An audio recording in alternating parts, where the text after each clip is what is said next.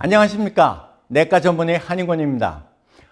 요즘에 코로나19 바이러스 때문에 얼마나 고생이 많으십니까? 만나고 싶은 사람도 만나지 못하고 또 정말 아주 귀한 시간을 냈는데도 약국에 가서 그냥 마스크 사느라고 고생을 하시고 줄 서 있고 또 위험성을 느끼고 여러 가지 많이 있으시죠? 오늘 이 시간 제가 처음 저의 견해를 좀 말씀드려 보겠습니다. 내과 전문의사로서 어떻게 생각하는지. 저는 이 마스크가 참 우리나라처럼 이렇게 전 세계에서 발달이 빨리 된 적이 없습니다. K80, KF80, KF94 이러한 것들이요. 한국에서 매겨진 그 숫자거든요. 이게 전 세계에서 지금 완전히 리드를 하고 있습니다. 이게 물론 그 사이즈에 따라서 먼지에 통과되는 그 사이즈에 따라서 80, 94 이렇게 되어 있죠. 그래서 0.6 마이크로미터 되는 그런 이제 미세먼지를 몇 퍼센트? 80% 이상 우리가 막을 수 있다. 94% 이상 막을 수 있다는 거에 따라 이렇게 분류가 되어 있는 것이죠. 자, 바이러스는요, 크기가 원래 1 마이크론 메타 전후가 됩니다. 물론 DNA를 따지게 되면 이 코로나 바이러스 같은 경우에는 거의 한 300만 개, 400만 개 되는 바이러스가 연속으로 한 줄로 쭉 이어져 있겠지만 그 사이즈 크기는 한 1 마이크론 메타 전후밖에 안 되죠. 그런데 이것이 그거보다 더 작습니다. 0.1 사이즈에 다 크기가 잘라지기도 하고 그러기 때문에 이제 0.1 마이크론 메타 정도가 되는 것이죠. 그런데 이 0.1 마이크론 메타가 그냥 혼자 떠돌아다니지 않습니다. 다 한 0.8 또 1 마이크론 메타 되는 그 수분 입자, 물 입자에 붙어가지고 떠돌아다니기 때문에 바이러스만 막을 수 있다 그러면 이게 다 못 막지만 그런 거에 붙어서 다니는 물 입자와 함께 붙어 있는 바이러스는 우리가 막을 수 있는 거죠. 자, 그런데요, 이 코로나 바이러스에 대해서 특히 요즘에 이제 방역에 굉장히 애를 쓰고 계신데 이것이요, 생각보다 우리가 얼마나 바이러스를 막을 수 있는가를 생각해 보면 우선 내 몸 안에서 밖으로 나가는 거는 물론 이것이 막습니다. 자, 마스크를 제가 써보겠습니다. 자, 이렇게 쓰고, 자, 우리 잘 쓰시죠? 편하게 이렇게 쓰시면 됩니다. 이렇게 쓰신 다음에 여기에 앞뒤를 그냥 뭐가 들어가면 안 될까? 밖에서 오는 바이러스가 들어오면 안 될까? 여기 꼭꼭 막아버립니다. 꼭꼭 막아버리는데 사실은 그럴 필요는 없으신 거죠. 왜냐하면 외부에서 들어오는 바이러스가 떠돌아다니면서 이 공기 속을 통해서 들어오는 것은 거의 불가능합니다. 단지 다른 사람이 기침을 할 때 또는 침을 튀어나오는 말을 할 때 그때 튀어나오는 바이러스가 침에 묻어서 나오기 때문에 그것을 막기 위한 것으로서만으로 충분합니다. 그러니까 공기를 다 내가 막겠다 해서 꽁꽁 막으실 필요는 없다는 것을 먼저 말씀을 드리고요.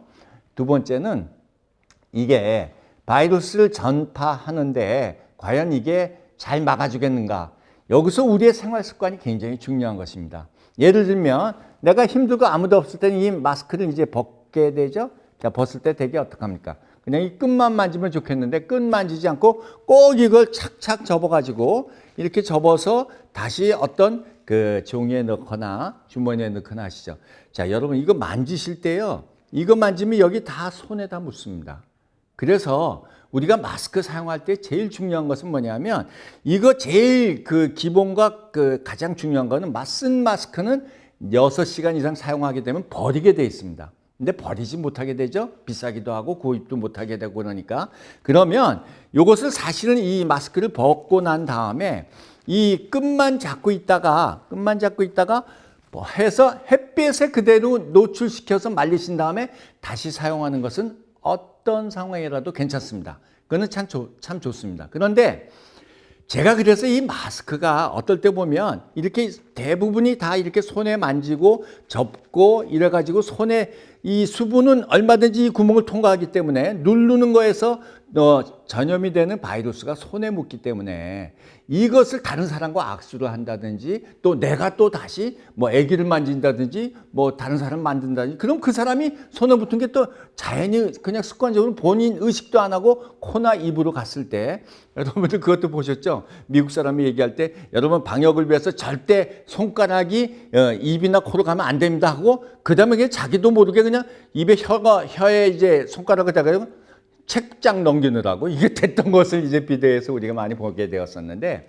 그래서 제가 오늘 이 시간에 마스크 대신 더 방역할 수 있는 방법은 없을까 해서 제가 하나를 또 추천해 드립니다. 페이스 쉴더라는 것인데요. 이 페이스 쉴더는 뭐냐 하면 우리 보통 이 실험실이나 방에서 다른 사람들과 아니면 이 세균과 바이러스를 막기 위해서 이 얼굴을 막아주는 것입니다. 이게 좀 여러 가지 모양이 있지만 제가 요거 하나 그냥 모양이 이상해도 써보겠습니다.